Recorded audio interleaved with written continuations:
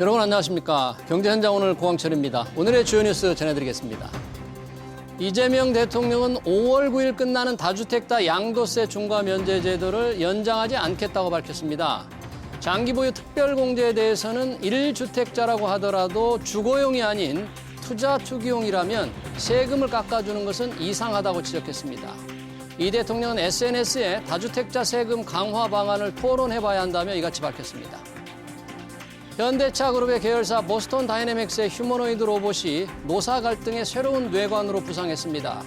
금속노조 현대차 지부는 휴머노이드 로봇 아틀라스를 겨냥해 노사 합의 없이는 한 대도 들여올 수 없다고 밝혔습니다.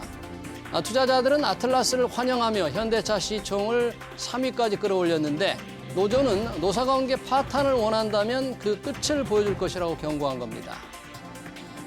LS그룹의 중복 상장 문제가 이재명 대통령과 민주당 코스피 5천 특별위원회 의원들과의 오찬에서 거론된 것으로 알려졌습니다.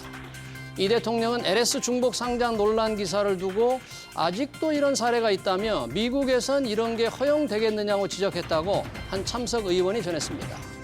LS 증손자 회사인 에식스솔루션 상장을 추진 중인데 소액주주들은 주주 가치가 훼손될 거라며 반대하고 있습니다. 지난 22일 사상 처음으로 코스피 5천을 찍은 증시가 5천 안착을 위한 공방을 벌이고 있습니다. 코스피는 AI 투자붐과 반도체 슈퍼사이클에 힘입어 5천 고지를 밟았는데 올해 얼마까지 더 오를지 초미의 관심사입니다. 이어지는 집중진단에서 코스피 5천을 안착시킬 주도주는 무엇인지 6천까지 뛰기 위한 과제는 무엇인지 살펴보겠습니다. 경제현장 오늘은 SBS BJ앱과 유튜브에서도 실시간 시청 가능합니다. SBS BJ앱을 다운받아 시청하면 더 많은 정보와 뉴스를 볼 수 있습니다.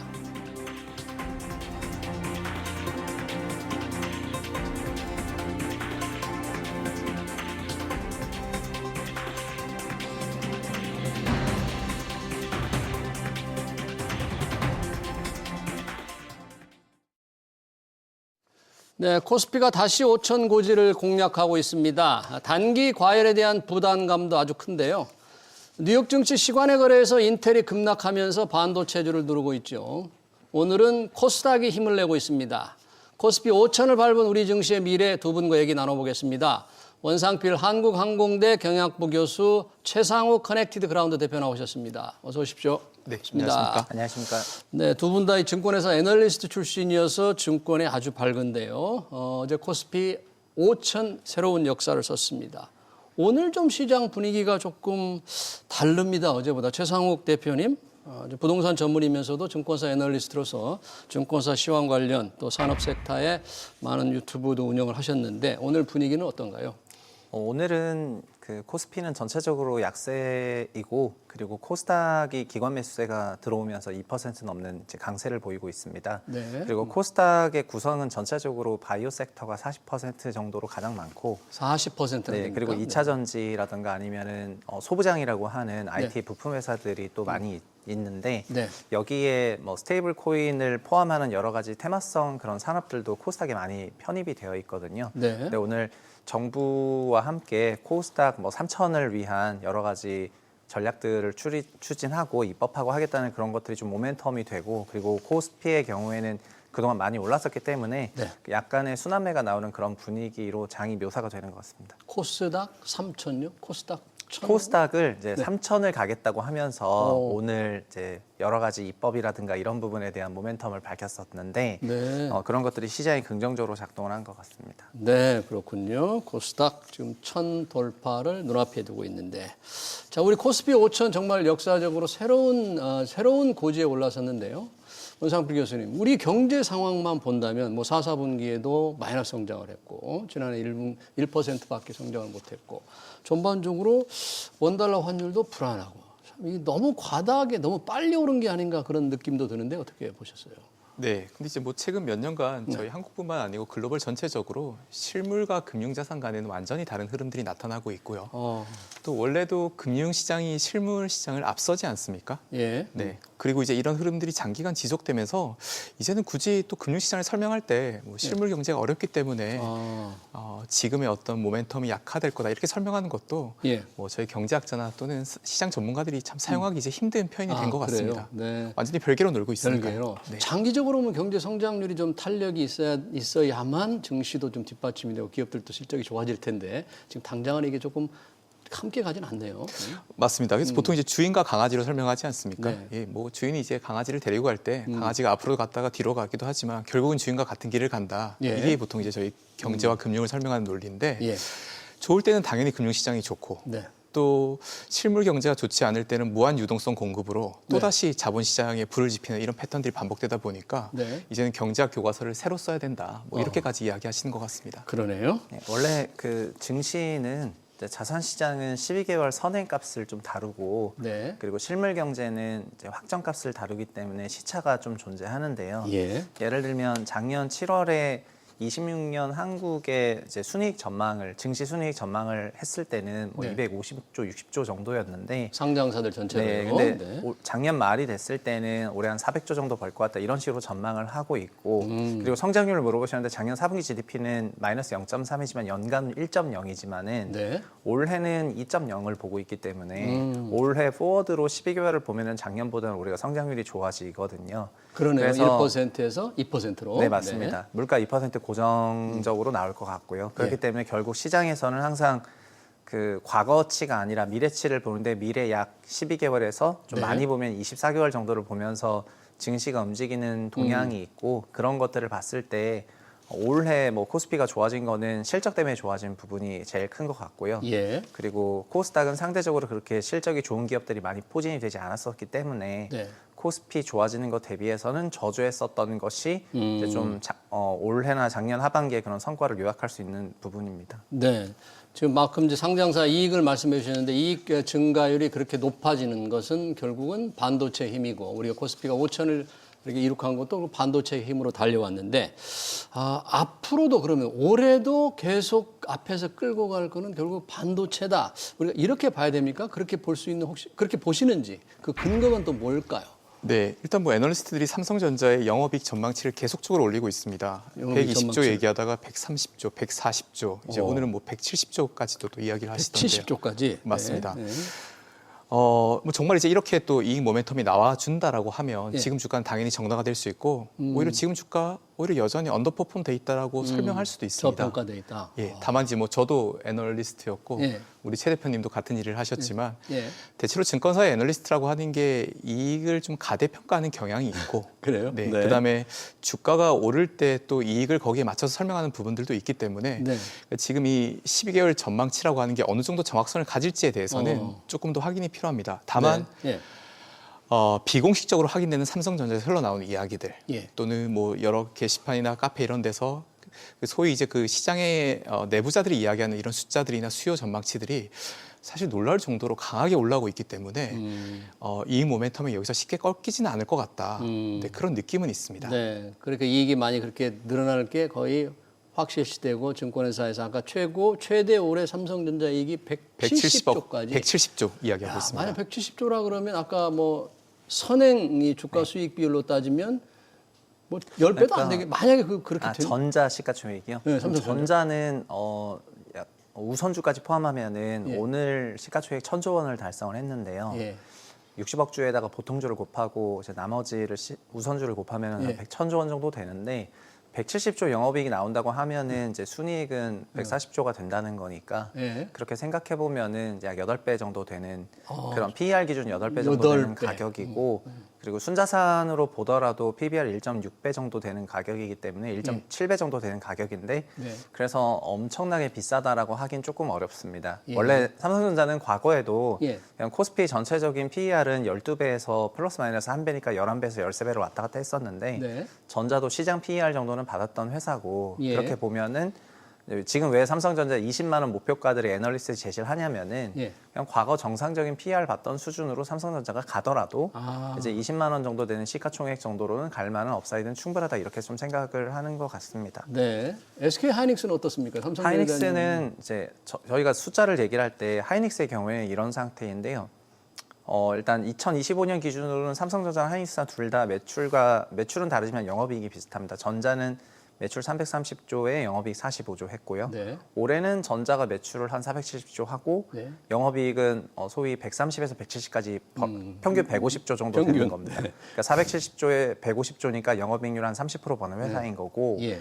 하이닉스는 작년에 100조를 했습니다. 아마 예. 4분기가 아직 안 나왔는데 100조쯤 했을 대략 것 같고 추정되고요. 영업이익은 45조 정도 했을 것 같은데 하이닉스는 올해 180조 정도를 하고 영업이익은 130조를 합니다. 130조. 네, 그러니까 하이닉스가 삼성전자보다 매출은 작지만 네. 450조 대 180조 매출은 굉장히 작지만 영업이익은 거의 비등비등하고 영업이익률은 거의 60%, 50%가 넘는데 이 정도면은 엔비디아를 넘어서는 수준이거든요. 영업이익률이요. 네, 그래서 실제로 작년 7월, 9월 사이에 엔비디아가 공급사인 너가 우리보다 돈을 잘 버는 게 맞냐 이러면서 8월에 좀 단가를 깎으러 왔다가 네. 9월에 디램 쇼티지가 나면서 단가 얘기는 없어지고 다시 그냥 제값 주고 사겠습니다 해서 그냥 무릎 꿇고 갔던 적이 있었는데 그 정도로 하이닉스가 숫자가 잘 나오는 그런 상황이죠. 예. 근데 결국 하이닉스도 그렇고 삼성전자도 그렇고 25년 각각 45조니까 합산하면은 90조 원의 영업이익을 냈는데 네.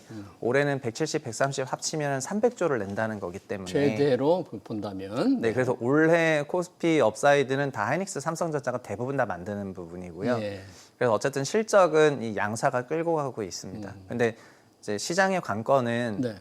시장 그런 성향이 있거든요. 순환적으로 단기가 좀 많이 오르면은 덜 오르거나 그 다음 좋아지는 거랑 비교를 통해 가지고 확률이 높은 것으로 좀 더 가려고 하는 순환적인 성향이 예. 있기 때문에 그런 부분은 일부 시장의 변화가 좀 있긴 있겠지만 올해 어쨌든 삼성전자, 하이닉스가 가장 실적 주도주인 거는 사실입니다. 네.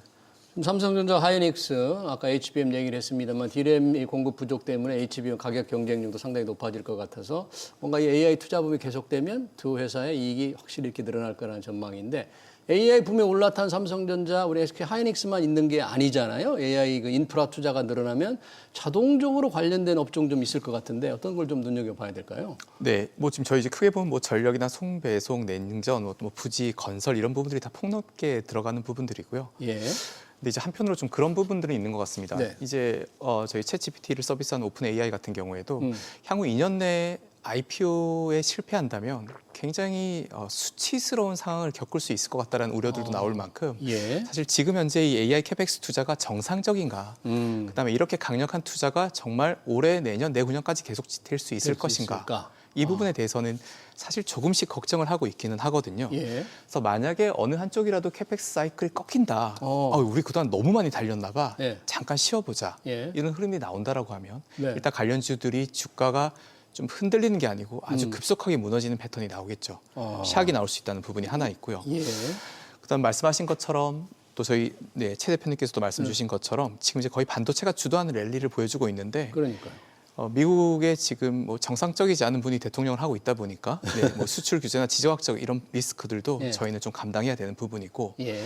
무엇보다도 저희가 지금 오직 지수 집중도가 반도체에 너무 강력하게 포진되어 있기 때문에 반도체가 흔들리게 된다면 지수는 꺾이겠죠. 네. 지수가 꺾였을 때 나머지 인더스트리가 과연 지금의 탄력을 유지할 수 있을 것인가, 네. 이 부분에 대해서 이제 조금씩 우려하시는 것 같습니다. 네, 그러네요. 그래서 차라리 마음 편하게 네. 코스닥으로 가자. 코스닥으로 가자. 네. 오늘 시장도 좀 그런 흐름을 보여주고 있는 것 같습니다. 그래요? 아까 마음 편하게 이 정부도 코스닥 시장 활성화반을 강구하고 있고 아무리 앞으로 이익이 늘어나 주가가 올라갈 여력이 있다 하더라도 아까 최상욱 대표님도 말씀하셨지만 주가가 어느 정도 올라가면 자연스럽게 조금 다른 곳에 이제 관심을 갖게 마련인 그 순환매 장세가 나타난다고 했는데 사실 그럴 것 같아요. 삼성전자나 하이닉스가 계속 이익이 늘어서 주가가 오를 것 같지만 너무 높다고 생각하는 분들이 많고 투자를 하지 않은 분들은 그렇게 높은 것보다 조금 좀 저평가되어 있는 거를 좀 찾아야 되지 않나. 실적은 괜찮은 것 같으면서 그럴 때 관심을 좀 돌려야 될 것 같은데 혹시 그런 분야를 우리가 좀 생각할 필요가 있을까요?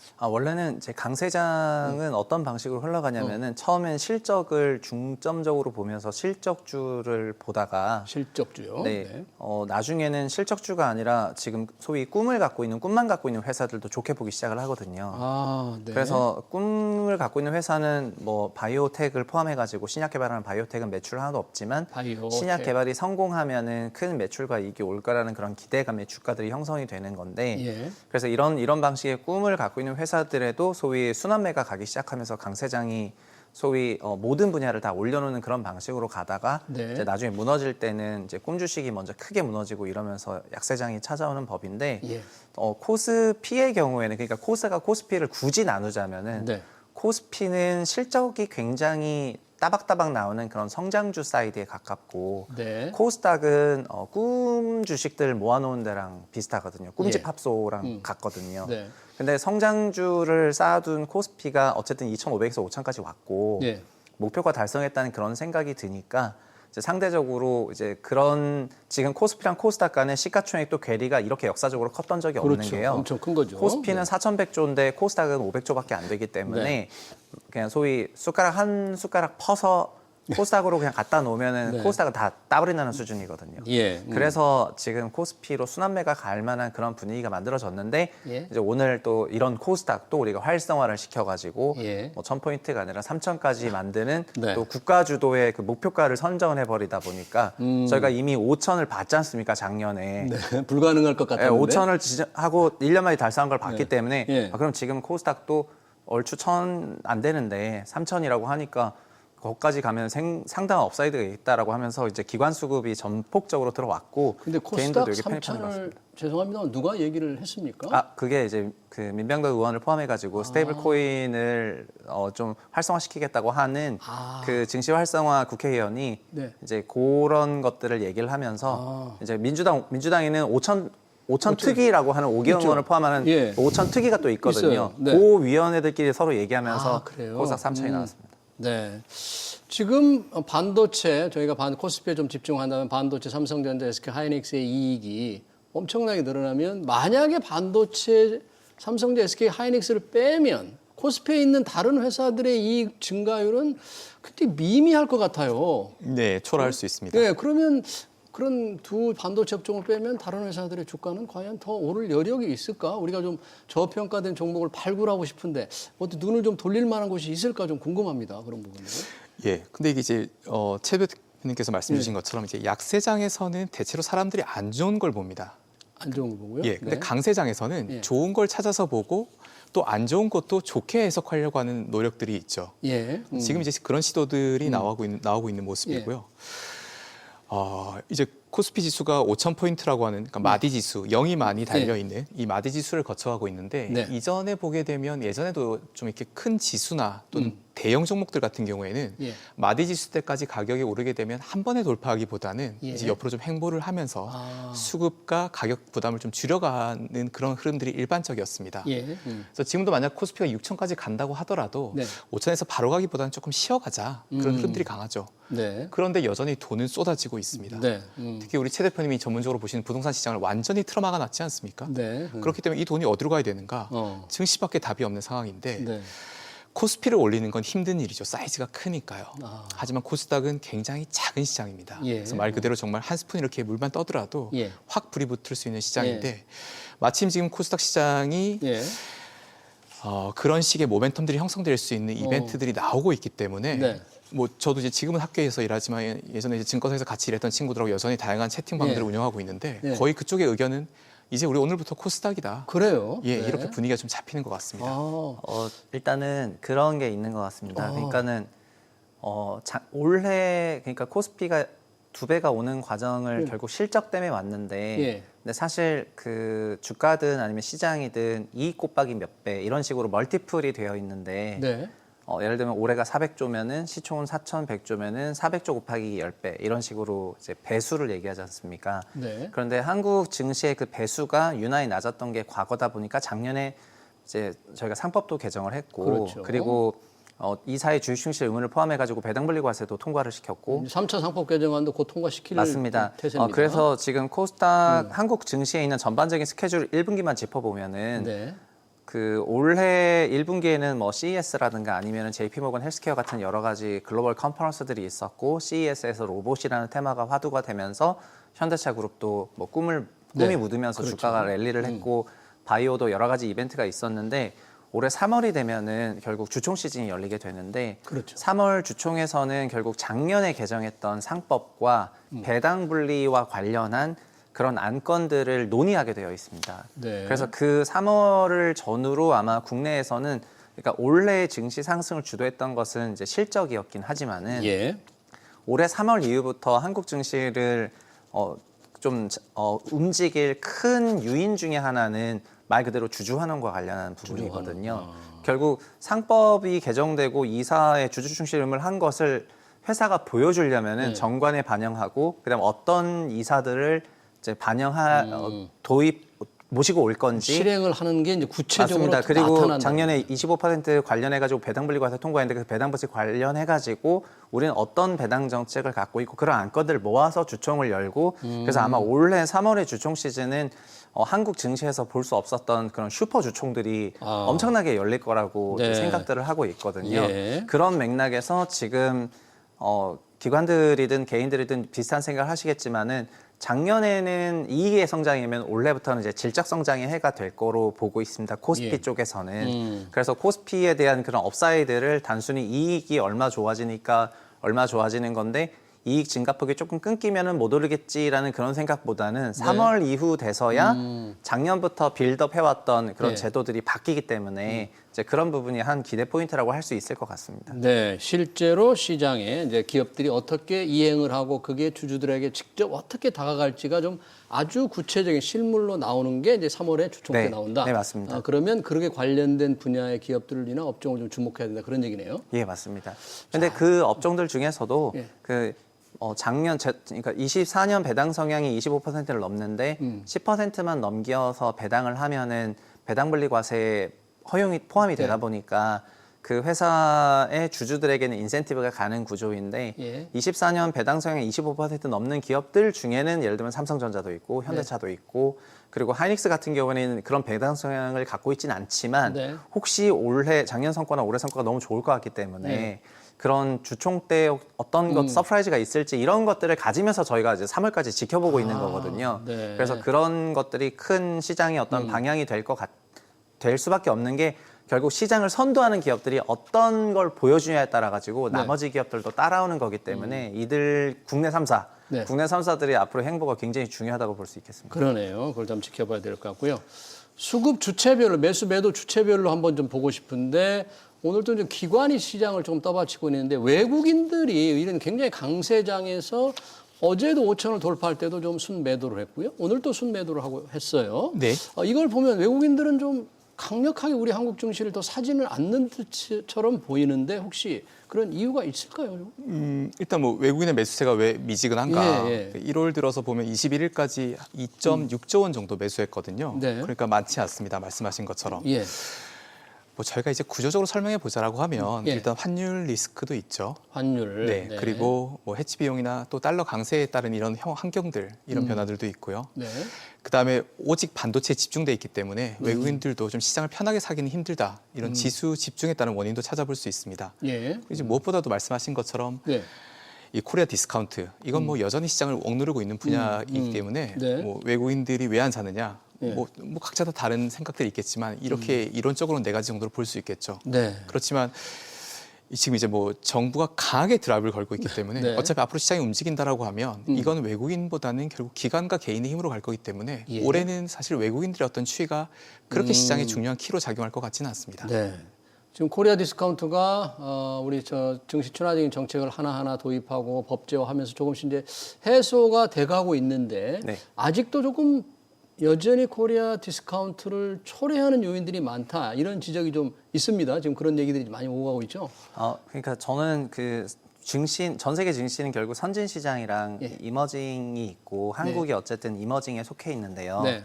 그거를 부동산적으로 비유하면은 선진 증시는 수도권 부동산 시장이고 수도권. 이머징은 이제 지방 부동산 시장이라고 하겠습니다. 네. 그래서 우리나라 정부가 지방을 살리겠다고 하면서 여러 가지 정책을 내고 있는데 네. 이제 마켓 전체는 수도권을 떠나야 되는 건지 아니면 지방을 지금 선뜻 가서 사는 건지에 대해서 결국은 지속적이고 반복적으로 그런 것들이 계속 보여질 때 네. 진짜 지방을 살리는 거구나라고 인식 개선이 일어나면서 들어오는 거기 때문에 네. 저는 사실 그 외국인 수급에 너무 의존할 필요도 없지만 근본적으로 질적인 측면을 고려하게 된다면은 올해 주총에서 보여지는 국내 기업들의 음. 주주환원 정책들이 그들에게 굉장히 어필하지 않을까라는 생각이 들고요. 네. 국내 증시가 이익이 좋아지다 보니까 그에 비례해서 좋아진 거지 그것보다 초과해서 좋아진 것이 아닙니다.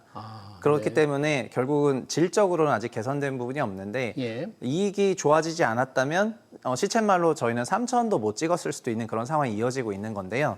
그래서 작년에 바꿨던 것들이 우리나라 증시에 왜 돈 안 들어오냐 결국 네. 따져보니까는 한국 증시 기대 수익률이 낮았다는 거고 네. 기대 수익률이라는 거는 주가의 이익 상승률도 있지만 자사주 매입 소각이라든가 음. 배당 같은 여러 가지 주주환원 정책들이 있는데 그게 미흡했던 것이지 않습니까? 네. 그래서 그거를 법을 바꿨는데 반영되는 시기는 결국 26년 3월 이후부터다 3월 보니까 주총에서. 그런 부분들이 실제로 작동이 되는 것을 보면서 질적으로 달라졌다는 걸 느꼈을 때 근본적인 수급 부분에서도 조금 변화가 있지 않을까 싶고요. 네. 그리고 하나가 더 있는데 예. 저희가 외국인 수급이라는 게 결국 한국이 이머징 중에서는 굉장히 큰 마켓이기 때문에 그 선진 시장을 다루고 있는 패시브 자금들이 한국에 들어와야지 큰 돈이라고 할 수가 있고 네. 그거는 MSCI 선진화하든 이제 그런 여러 가지 지수 편입 편출을 위한 이제 한국의 네. 노력은 이미 밝혀졌습니다. 그래서 예. 아마 이머징 레벨에서는 이제 이미 많이 하시는 것 같고 네. 큰 이제 외국의 돈들은 그런 것들이 있을 때 많이 들어오지 않을까 이렇게 생각하고 있습니다. 그러면 잠깐만 더 덧붙여서 좀 물어보자면 이 증시 친화적인 이런 주주 친화적인 정책이 구체화되는 걸 아까 주총에서 봐야 된다고 그러는데 그렇게 봐야 될 때 삼성전자라든지 SK 하이닉스 어떤 회사들이 특히 좀 주목을 외국인들이나 우리가 주목해야 되죠? 일단 당연히 한국을 떠받치는 대표하는 기업은 삼성전자이기 삼성, SK 때문에 하이닉스하고, 예. 그리고 공교롭게도 삼성전자는 24년 배당 성향도 25%가 넘습니다. 예. 그래서 삼성전자가 10%포인트만 높여서 즉 약 28% 정도 되는 예. 그런 배당 성향을 하겠다고 얘기하는 순간 네. 삼성전자는 배당 분리과세 대상이 이 됩니다. 되니까. 그리고 일비 거의 예. 국민 주식이고요. 근데 하이닉스는 안타깝지만 여기 해당은 없습니다. 네. 그래서 삼성전자가 배당 분리과세를 선택을 했을 때 네. 그렇다면 사실상 삼성의 대부분의 그런 계열사들은 그와 유사한 선택을 할 가능성이 굉장히 농후하다고 볼 수 있고 네. 그리고 그에 발맞춰가지고 다른 회사들도 그렇게 될 가능성이 높다고 보여지다 보니까 네. 어쨌든 삼성전자가 한국의 질적 성장도 지금은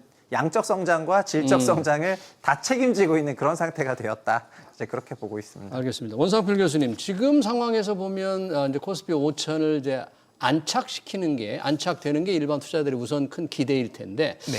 지금 분위기, 여러 가지 환경, 우리 정부의 노력 같은 걸 본다면 올 한 해 코스피 전망을 어떻게 해볼 수 있을까요? 뭐 얼마나 더 갈 수 있을까? 지수로만 예상을 해본다면? 예. 그러니까 이제 일단 오늘 때 너무 좀 재미난 이벤트가 있었던 것 같아요. 이를테면 그 LS의 중복 상장 관련해서 그러니까요. 그걸 이재명 대통령이 지적을 했다고 그래요. 예, 주주들이 강하게 항의하고 있었지만 전혀 예. 들은 척도 안 하고 상장하겠다라고 했었는데 예. 오늘 이제 대통령이 아직도 이렇게 후진 기업이 있는가라고 한마디 했지 않습니까? 네. 그러니까 앞으로 이제 적어도 이번 정부하에서 중복 상장은 없는 거죠. 이거 사실 말도 안 되는 일이지 않습니까? 그래요? 예, 근데 LS도 다른 명분이 있을 텐데 그 자본 조달을 위해서 불가피하다 그러는 이유가 있을 텐데요. 그러니까 대주주의 지분을 희석시키지 않고 예. 그러니까 기존의 주주들이 손해 보지 않는 상태에서 최대한의 이익을 추구하겠다. 근데 그 피해는 기존의 주주들이 나눠 가져라 이렇게 한 게 중복 상장이기 때문에 예. 사실 너무나 화가 나고 속상한 일이고 다른 나라에서는 사실 찾아보기 힘들죠. 예. 근데 이거 당연히 그냥 한국은 그런가 보더라고 넘어갔었는데 이번에 이제 이게 분명하게 결론이 났으니까요. 적어도 중복 상장 앞으로 불가능하다 이것만으로도 사실 최 대표님께서 말씀하신 이 디스카운트의 요인의 상당 부분이 해소되지 않을까 그런 또 기대감을 가지게 하는 거고요. 아직 LS가 뭐 이 중손자 이 회사를 중복 상장하지 않겠다고 포기를 공식적으로 발표한 건 아직 아니죠. 만약에 포기 안 하고 계속 가겠다라고 하는 건 정부하고 전쟁을 하겠다는 의미인데요. 그래요? 네, 네. 불가능하다고 생각하고요. 논리도 없고 명분도 없고 실익도 없기 때문에 당연히 오늘로서 이제 그 이벤트는 끝난 거로 봐야겠죠. 그래요? 네. 네. 그렇기 때문에 지금 이제 디스카운트에 대해서 상당 부분이 해결이 돼가고 있는데 이걸 대통령이 직접 챙기고 있다. 네. 이렇게 어떻게 보면 네. 하나의 이슈 정도 될 수 있는 것들을 대통령이 짚고 넘어가고 있다. 이런 부분들에 대해서 투자자들은 희망을 가질 거라고 생각합니다. 네. 네. 그러네요. 그리고 이제 말씀해주신 것처럼 코스피 6천 가려고 하면 어떻게 되는가? 어떻게 될까? 6천까지 올라가려면. 네. 결국 이제 이익이 좋아지거나 네. 아니면 멀티플이 올라가야 되는데 네. 저희가 지금 12개월 포워드 EPS로 보게 되면 여기서 6,000포인트를 가려면 이익이 한 20% 정도 늘어나면 되거든요. 선행 이익이 20%. 맞습니다. 네. 어떤 상태에서 코스피가 6,000포인트를 갈 수 있는가? 예. 국내 기업들이 특히 삼성전자나 하이닉스 같은 이런 기업들이 어쨌거나 전망했던 것보다 한 20% 정도 더 벌어준다. 네. 그러면 6,000포인트 가는 게 매우 타당해집니다. 정당화 되는 거고요. 네. 그게 아니면 멀티플이 좋아지는 건데 말씀하신 것처럼 오늘 LS 같은 기업들이 오히려 회초를 한 대 제대로 맞으면서 네. 이 멀티플의 정당화 가능성이 드디어 한국도 정말 될 수 있을까? 그 전까지는 늘 이벤트로 끝나고 네. 정권의 구호로 끝났었는데 네. 어쩌면 될 수 있겠다. 그런데 지금 코스닥 시장은 뜨거워지고 있다. 네. 그리고 3월에 주총이 기다리고 있는데 네. 그 주총에서 이제 정말 그동안 개인 주주들, 소액 주주들 또 정당한 주주들의 목소리를 무시했던 네. 그쪽들이 밟히고 네. 일반 주주들의 권리가 올라가는 것들이 확인되면 굉장히 재미난 그림이 나올 수 있을 것 같습니다. 네, 최상욱 대표님 짧게 네. 물어보고 싶은데 아무리 주가가 오르더라도 실제 여전히 계좌가 손실인 개인들이 굉장히 많다 그래요. 절반 네, 가까이 맞습니다. 된다 그러는데 종목 고르는 것도 상당히 어려운데 이럴 때 조금 어떻게 투자를 위험을 분산한다든지 투자자들이 좀 소액 투자자들이 좀 어떤 자세, 전략 간단히 좀 얘기해 주실 수 있을까? 어떻게 해야 될지. 저는 개인들이 직접 투자를 하는 것은 이제 운전을 하는 거랑 비슷해서 직접 투자에 노출이 되면 될수록 사고 확률이 늘어난다고 생각을 하고 있습니다. 그런데 그래서 간접 투자를 하시기를 좀 권해드리고 간접 투자에는 뭐 좋은 ETF 상품들이 있는데요. 근데 ETF는 지수를 추종하는데 우리나라에서 현재 기준으로 제일 좋은 지수 중에 하나는 거래소의 공식 지수들일 수밖에 없고 네. 민간 회사가 만든 게 아니라 거래소 공식 지수가 저희가 알고 있는 코스피 코스닥인데 24년에 밸류업 지수라는 걸 만들었습니다. 네, 그렇죠. 여기는 이제 코스피 기업들 중에서도 퀄러티 있는 기업들만 집어넣는 양질의 지수인데 네. 그래서 밸류업 지수를 추종하는 그런 ETF들은 패시브도 많고 액티브도 많은데 작년 성과도 좋고 올해도 너무 압도적이기 때문에 이런 지수를 토대로 국내 시장 대응하시는 것이 운전을 남에게 맡기고 편안하게 네. 이제 뒷자리에서 앉아서 타고 가는 그런 길이 아닌가 싶습니다. 네, 개인 투자자들 아무리 불장이라도 조금 위험을 분산시키면서 다변화하는 투자 전략이 필요할 것 같습니다.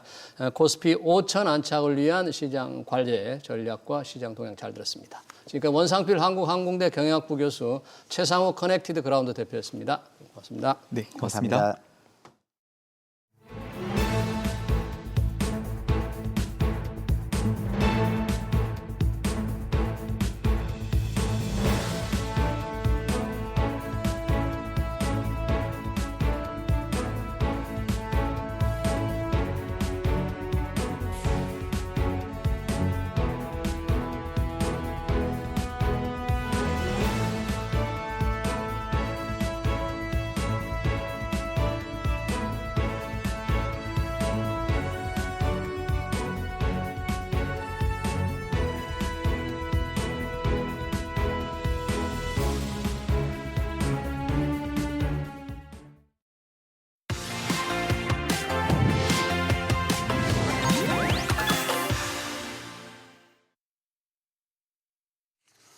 네, 현대차주가 어느새 시총 3위로 올라섰습니다. 새해 들어 로봇 계열사 보스턴 다이내믹스의 휴머노이드 로봇 아틀라스와 자율주행차에 대한 기대를 한 몸에 받았는데요. 복병이 나타났습니다. 현대차 노조입니다. 아틀라스를 공장에 투입하는 데 맞서겠다고 경고했죠. 주가도 흔들리지 않을까 우려됩니다.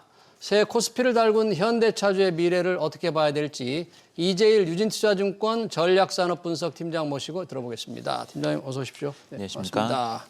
새해 들어서 아마 가장 많이 오른 게 현대차 주가 아닌가 싶어요. 올해 뭐 80% 이상 뛰었다는데 지금 주가가 조금 흐름이 갑자기 좀 바뀌는 듯한데 지금 올 새해 들어서 지금 분위기는 어떻습니까?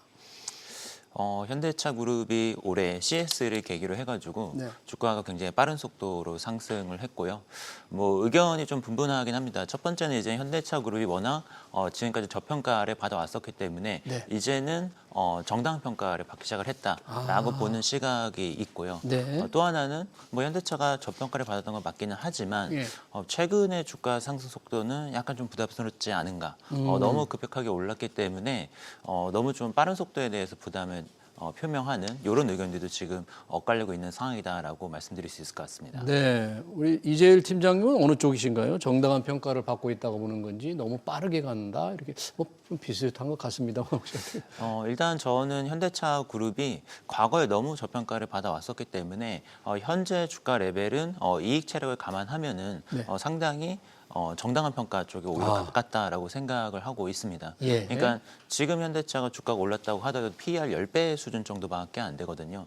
그래서 로봇이나 뭐 이런 자율주행 이런 모멘텀이 반영돼서 주가가 뭐 20배, 30배 이렇게 올랐다고 한다면은 너무 이제는 좀 부담스러운 수준이 아닌가라고 뭐 생각할 수도 있지만 지금으로서는 이거는 충분히 이제 감내할 수 있는 레벨에서 어느 정도 좀 상단 요 정도 이런 느낌이라고 저는 생각을 하고 있습니다. 네.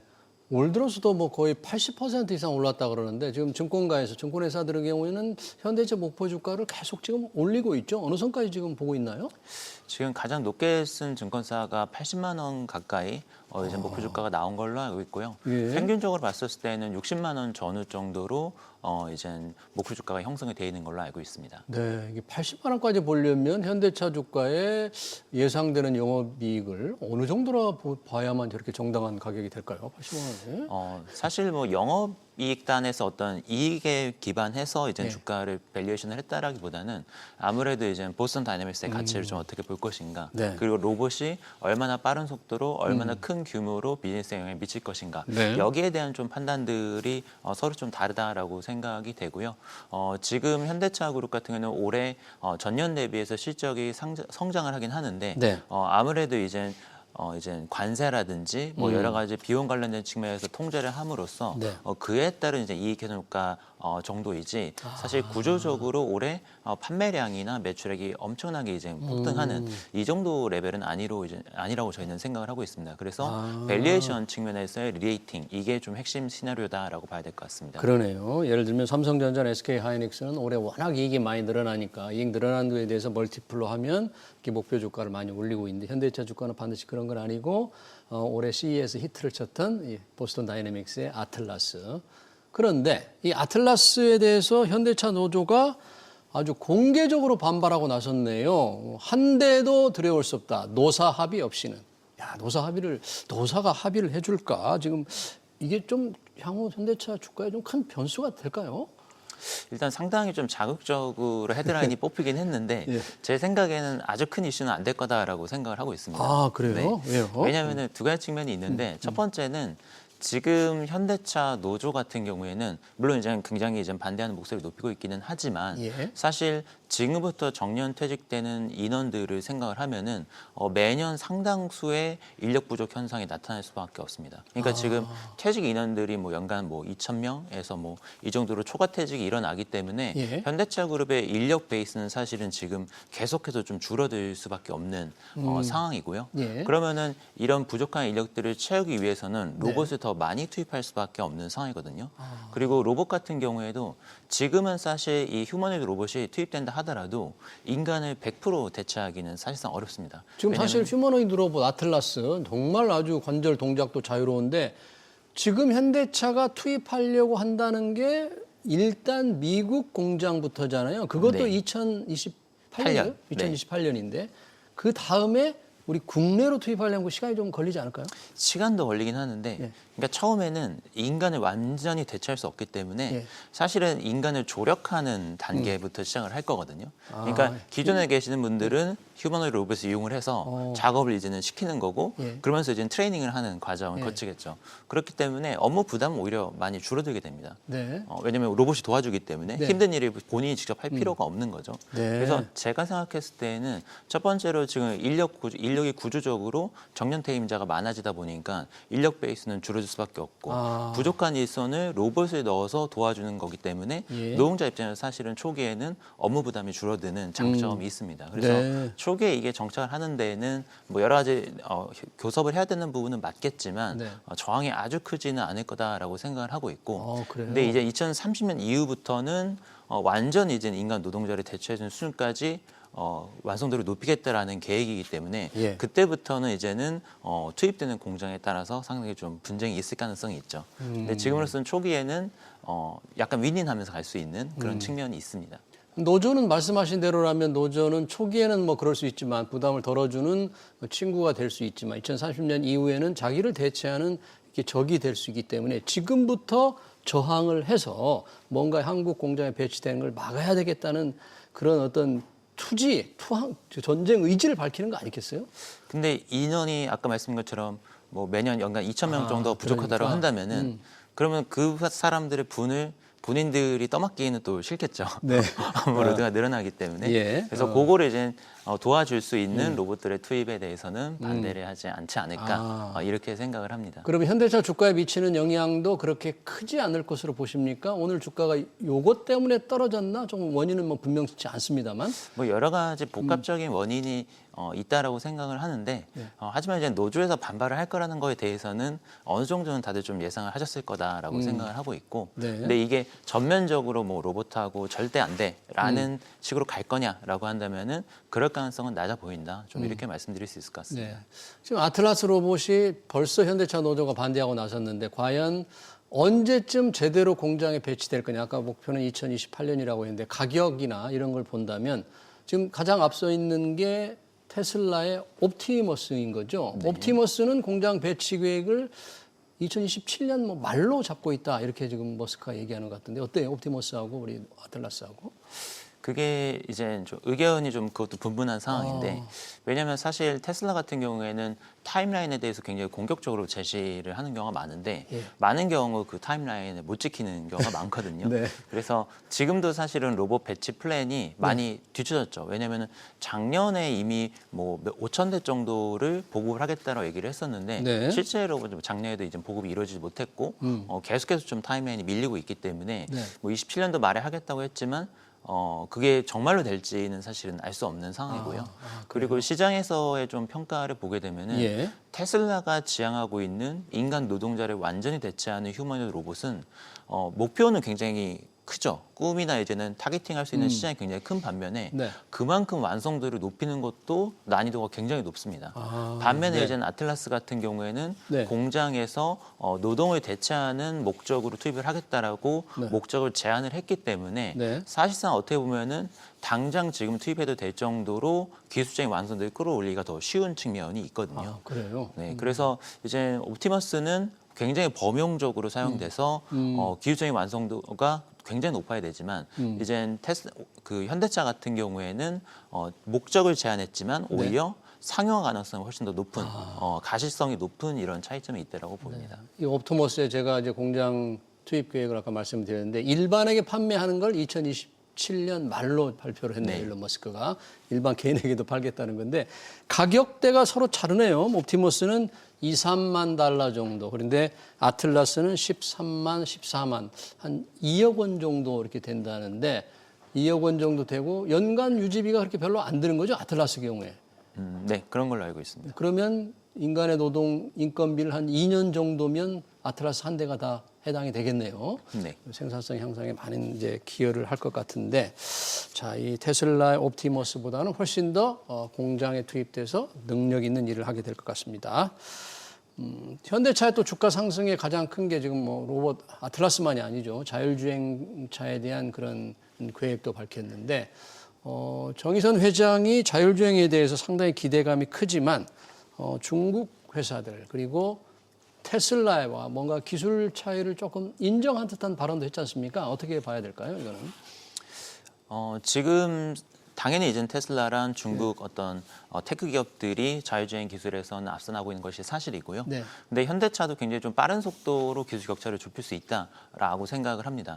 왜냐하면 결국에는 엔비디아랑 협력 관계를 구축했다라는 게 굉장히 중요한데 예.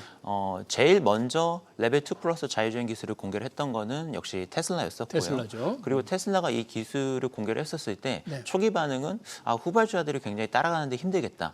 이 기술 구현하는데 시간이 오래 걸린다라고 얘기를 했었는데 예. 실제로 보면은 중국 테크 기업들이 굉장히 또 빠른 속도로 추격을 했습니다. 네. 근데 그 기반을 보게 되면은 엔비디아 플랫폼을 사용을 함으로써 엔비디아 생태계에 이제 합류를 했다는 게 굉장히 중요한데 네.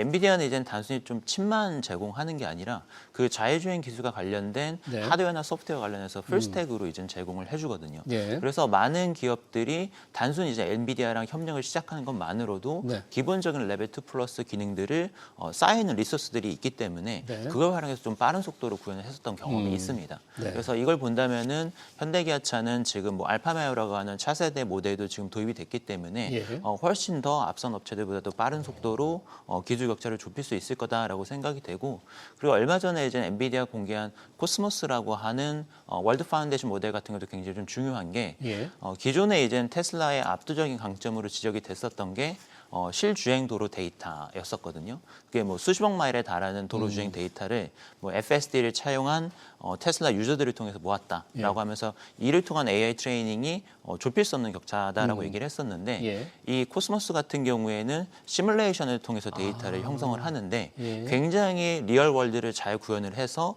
그리고 수천억 마일에 달하는, 그러니까 일반적인 저희가 도로 주행 데이터에서 예. 모으는 것보다 훨씬 많은 양의 데이터를 짧은 시간 동안에 축적을 할 수 있기 때문에 네. 기술 격차를 또 단박에 또 따라잡을 수 있는 그러네요. 이런 것들을 또 툴을 제공을 합니다. 예. 그래서 현대기아차가 지금 좀 후발주자이기 때문에 따라잡아야 되는 건 맞지만 네. 기술적인 완성도나 인프라 같은 경우에는 과거보다 훨씬 지금이 좋아졌기 때문에 AI 인프라를 활용을 하면은 더 효율적으로 이제 선두주자들을 따라잡을 수 있는 기회가 있다라고 봐야 될 것 같습니다. 그러네요. 자율주행은 어차피 데이터 싸움인데 데이터를 짧은 시간 내에 그렇게 더 많이 축적할 수 있다면 먼저 간 회사들보다 뭐 뒤처질 이유는 없을 것 같아요.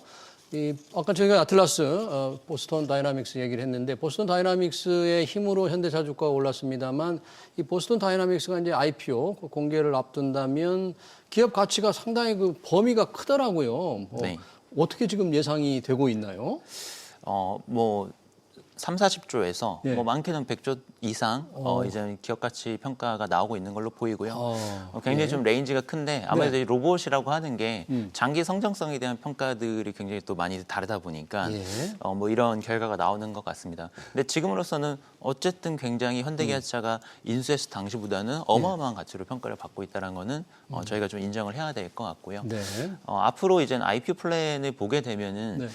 제가 생각하는 IPO 시점은 아무래도 2028년도 초 정도가 되지 않을까 이렇게 2028년. 네. 이렇게 좀 생각을 하고 있는데 왜냐하면은 사실 이젠 IPO를 했었을 때 밸류를 극대화하기 위해서는 어느 정도 매출이 발생을 할 필요가 있습니다. 그렇죠. 매출이 나와야죠. 그렇죠. 왜냐하면 최소한 PER 밸류에이션 아니더라도 PSI 밸류에이션을 받기 위해서는 매출이 나와야 되는데 지금 양산 플랜이 2018년도고 굉장히 확정적인, 그러니까 구속력 있는 어떤 계약을 체결하는 시점도 사실은 양산이 다 갖춰지기 전에는 그런 계약들이 체결되기 쉽지 않거든요. 그리고요, 2028년 정도로 예상한다는데 IPO를 하게 될 경우에 보스턴 다이나믹스 지분이 지금 현대차, 기아차, 정의선 회장 개인이 갖고 있잖아요. 네. 이 지분을 어떻게 할 것이냐, 팔고 돈을 받느냐가 현대차 그룹이 지금 지배 구조를 바꾸는데 상당히 그 중요한 이 고리가 될 거라는데 어떻게 지금 예상을 하는 거예요? 맞습니다. 지금 대주주는 HMG 글로벌이라고 하는 미국의 투자회사가 최대 주주로 있는데 요거는 현대기아, 모비스 3사가 공동으로 지분을 보유한 회사이기 때문에 이 3사의 지분은 변동이 없을 걸로 예상을 하고요. 50% 지분을 가지고 있어서 지배력을 유지를 해야 되고 나머지 이제 정의선 회장과 현대 글로비스는 별도로 지분을 가지고 있기 때문에 이 지분 같은 경우에는 시장에 매각을 한다라든지 아니면은 이런 것들이 가능합니다. 그 돈으로 그러면 뭐 어느 다른 회사의 지배권을 좀 강화하는데 모비스의 지배권을 강화하는 데 쓸까요? 사용될 가능성이 있죠. 네, 그래서 지배적 개편을 위한 실탄에 활용될 수 있는 거는 정의선 회장 지분하고 현대 글로비스 지분이다라고 봐야 될 것 같고 HMG는 아마도 지분이 계속 유지가 될 것 같습니다. 그게 모비스 주가에도 영향을 줄 수 있습니까? 모비스 주가에도 영향을 줄 수 있죠. 그리고 보스턴 다이나믹스의 기업 공개와 그 지분을 팔한 돈으로 어떻게 할 것인가가 전체 현대차 그룹 계열사에도 영향을 미칠 것 같네요. 최근 주가 상승세를 타온 자율주행과 로봇의 힘으로 올라온 현대차주의 전망 잘 들었습니다. 지금까지 이재일 유진투자증권 전략산업 분석팀장이었습니다. 네, 고맙습니다.